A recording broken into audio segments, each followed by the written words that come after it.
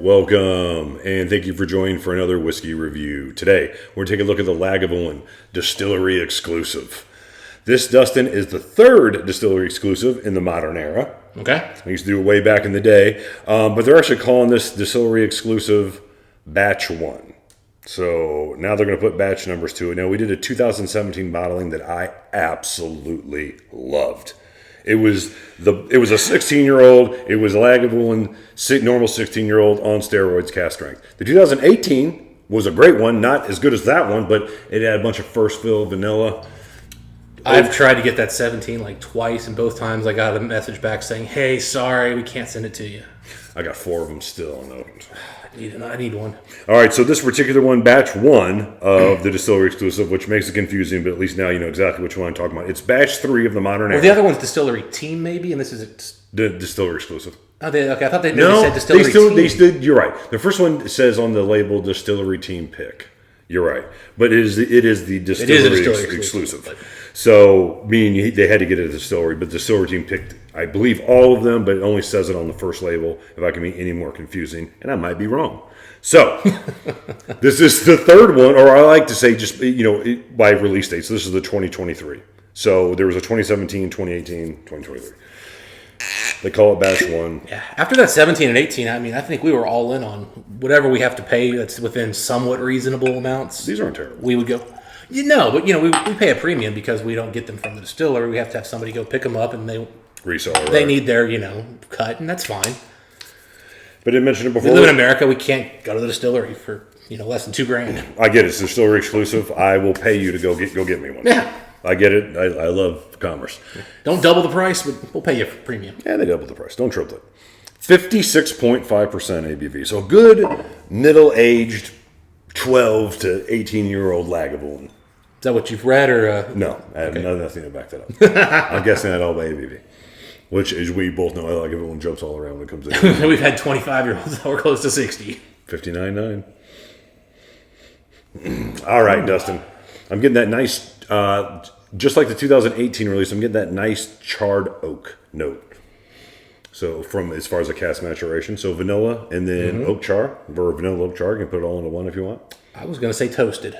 Fine. Like I get toasted oak, not charred. Okay, I can go with that. You're right. It's not quite brisket end. No, man, it's more toast. Really pleasant. Thanks for correcting me. My point is, this is pleasant. I am like smiling here, Mike. It's just like I smelled it, and I'm like, ooh. It smells nice. I like Lagavulin colors most of their whiskeys. The Distillery Team exclusive, I believe they do not, but it's not a jazz release, and it's not a facial release, so I suppose they could. And they don't release it in Germany, so there's no need for them to disclose it there, so there's no way to find out. If Horst Looning can't tell you, who can? We should ask. We should. He never gets back to me. He's still swirling, man. He'll get when he finishes. Most passionate whiskey reviewer in the business, Dustin. I've always appreciated him. Great guy, for sure. God, this is just so. I'm trying to think how to say this. It's Lagavulin, but it's got this like toasty, sweet, but yet peaty, but like not Lagavulin peat, but Lagavulin peat. Like this is a very different, safe, warm place in the Lagavulin world. Yeah, along with the oak char notes that I mentioned earlier, a nice bubblegum sherry sweetness to this. Lagavulin will somehow get a lot of their whiskeys to a bubblegum sweetness for me, and they don't have to be terribly old to make that happen. The 2015 Jazz, which couldn't have been more than 14 years old. My guess is that Lagavulin's using a lot of very old sherry casks, even today, because they're never using first fill for the most part. It's almost always refilled. And so you're getting casks that have been used for 20, 30 years that maybe had sherry in them for 20, 30 years. And I think it works beautifully with their malt. Lagavulin's only sin is coming off too young to me. I don't care if it's bourbon cask maturation or under cask matured, like a 17th use, cask. Which, even though they're my favorite distillery, they do it occasionally. I'm not sure about their wood policy. I cannot. I'm sure unless you tell me definitively this has sherry in it, which I think you did. I did not. I would actually just heavily charred American oak because I'm not actually getting sherry notes here. But I'm getting a sweetness here that makes me think sherry. But it's you're getting vanilla sweetness. There has to be one of these casks have some sherry in it. you know, I hate to dive into like the bourbon world, but I've had like the Four-Gate Kelvin 60, which was a double oaked Four-Gate, which we need to bring you guys at some point because it's getting better and better. It's starting to give me like some red fruit notes that come from the barrels, and this is doing the same thing. This is a beautiful nosing whiskey. Big, bold, aromatic. Yeah, so I'm almost getting like red hot gum, but like it's not hot. It's just red. It is sashaying into a slightly cinnamon-esque note as far as the oak spice, I would say. There's a lot of spice, but what makes this one different is the spice is on the arrival and not on the finish on the nose, which is very different than I'm used to. Because usually, and that's what's throwing me off here, is like usually Lagavulin, it gets spicier as you nose it, and it kind of, like it lingers with spice. This one is right up front before the sweetness, which I've never had before. Yeah. It's spicy at first. That is unique. I've never had that with the Lagavulin. Good toast or char note, big vanilla, a little bit of juicy fruit, bubblegum. Ooh. There's not sherry. I'm fooled. Ooh. A little bit of that dark fruit on the back end, sweetness, good billowy chimney smoke, a little bit of coal smoke coming in here. Nice Lagavulin. Yeah, I started. I'm going right to the finish here, but I started to get like a little bit of that still note, and then as soon as you said chimney stuff, it was transitioning into that, and it's a beautiful, dirty, but not offensive smoke up front. It's spicy. It's sweet. It's more of sugar cane than lemon, like we usually talk about with Lagavulin. Yeah, no lemon really with this one. I mean, it's almost got like a marmalade pie kind of crust filler that maybe you start thinking has some lemon notes, but maybe the marzipan kind of thing. Again, just sort of generic in between where, it's got a touch of acidity that you could start thinking lemon, but really no, it's just sugars, spices, very nice, cinnamon maybe, like it's just... White cinnamon oak. It's incredibly simple, and yet it's not. Like, it's layered and rich while everything is kind of all within this very narrow band, and yet they still found a way to layer it, which is kind of crazy. I think that recharred barrel did magic here. I actually really like what they did with that rechar. Yeah, it's not... The recharred barrel isn't the sweet note in this. That's coming from a different cask. Or casks, I should say. But I think the red's coming from that, though. Yeah, that could be. But they intermingle really well. Almost kind of reminds me of that PMC Port Charlotte. How they kind of the red fruits. How many bottles? I'm sorry, I don't have that information. The other ones, right. I would put... If they didn't put a number, then I'm guessing it's over 5. It's under 10. Maybe anywhere from 3 to 7 would be my guess. I'll put it in the description. I bet you it's on the higher end just because it's a distillery exclusive and they want it to be there for a while. Like from what I've heard, those 17 and 18 distillery exclusives were still there a couple years ago, even a year or so ago. The 18 is still floating. The 2018 release was floating around, and that's a nice whiskey. Yeah.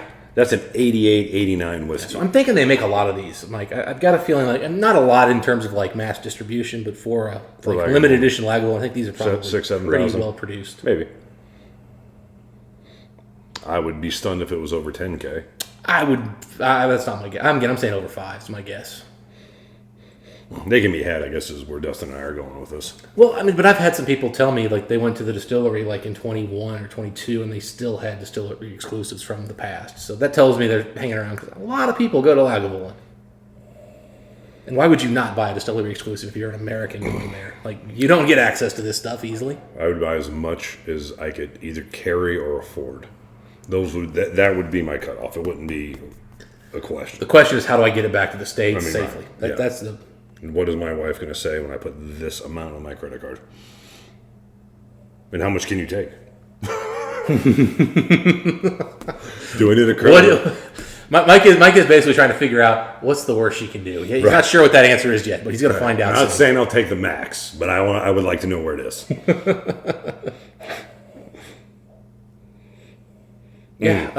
Eat with water, just juicy and simple. Yeah, but good spice and good like smokiness.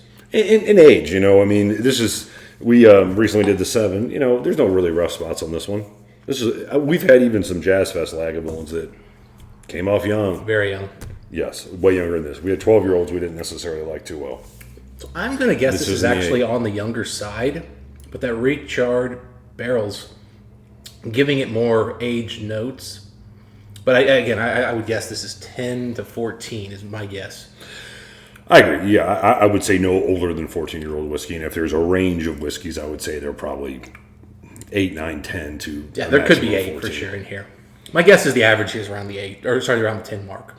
Yeah, I think there's probably some older sherry whiskey in this, but adding a lot of char to a barrel is like adding peat to whiskey. Like it's another layer to try to cut through to discern age, and they don't make it easy. I guess when you add a charred barrel, you can pick up a lot of older notes, but I am still getting some youthful notes on the back end.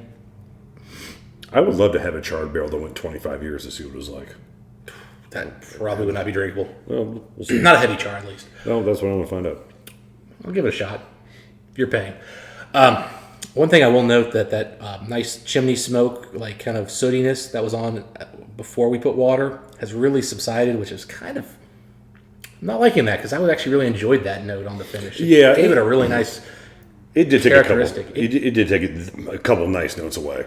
It simplified it too much. On the nose, I didn't mind the simplification. On the palate, it got real simple. No. But the sweetness comes first. If you want to sweeten it up, you just put a little water in it, and it'll be just sweet with smoke on the back end. It's kind of got a tannic note in the mid palate that it did. Got a little unpleasant. I won't go that far, but I see what you're coming from. I didn't say the whiskey became unpleasant, but that note is a little unpleasant. But it's pretty much just a sweet ride from start to finish with the water on it. Sweet, then the tannic comes in, then like a nice smokiness on the finish. Liquid smoke. Good. I thought it was really good without water. So neat, definitely on this one, I think. It's not that it doesn't take water well. I don't like the flavors that come out because it's still rich, still viscous, still heavy. That's your option. So, Dustin, my bottle. You go first on whiskey score. Can't always hold your hand. Yeah, I feel like I've been in like the same range all day on whiskeys, Mike. I am going to give this, I think, an 88, the highest of the day so far, and that's because I really enjoy the oiliness that's coming through here. Mm-hmm. It's bold. I do like the fact that it's a unique expression of Lagavulin with the spice first. It's still kind of younger. It's nothing wow. I give it an 88, but I'm not sure I'd buy it at the price that an 88 should go for, which is about $200. I would much rather pay the 130, 140, 120, whatever that you're talking about. Yeah, I think I paid £165. Oh, that's right. I forgot. This one's a little pricier. So this is about $200. This is a little slightly over $200, or right at about $200 is what I paid for it. I mean, that's what it's worth, but I don't know that I'd want to do it. That's kind of where I'm at. If you're a Lagavulin fan, Isle fan, this is an easy justification. Yeah. This is quite a bit better than the 12 for $50 less.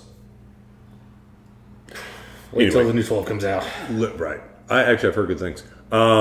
Whiskey in the Six and Jason were talking about it, and they said that was a pretty good one for Lagavulin. So, Dustin, as far as your score, I'm right there with you, an 88. The 2017 I had as a 91. The 2018 I had as an 89. This is an 88. This is a really good whiskey. There's a lot to like here. A little simple. Didn't handle water. Great. Probably sign of a young whiskey. I didn't put a ton of water in it. But an extremely pleasant Lagavulin. If you like it sweetened up, it does handle water really well. And if you're someone who isn't partial to cast strengths, you know, a little water. This is going to be sweet, smoky, easy drinking Lagavulin.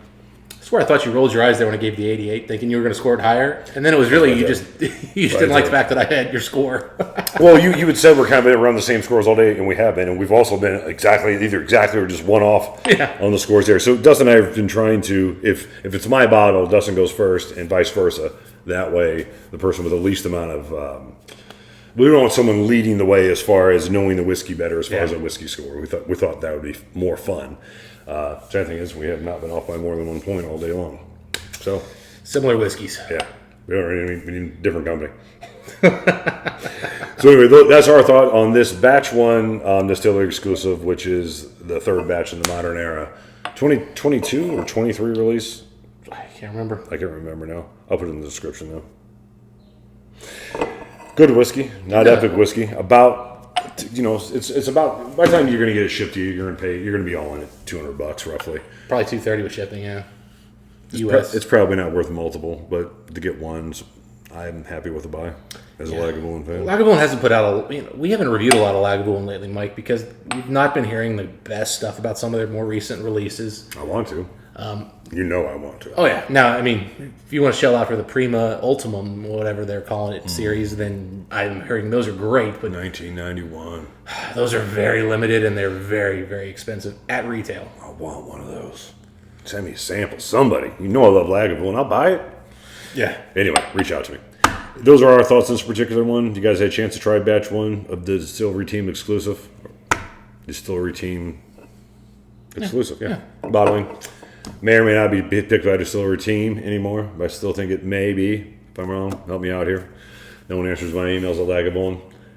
Anyway, those are our thoughts on the whiskey. If you guys say it's a chance to try this one, like to know what you guys think. Dustin, until next time, what do we wish the folks? Happy drinking.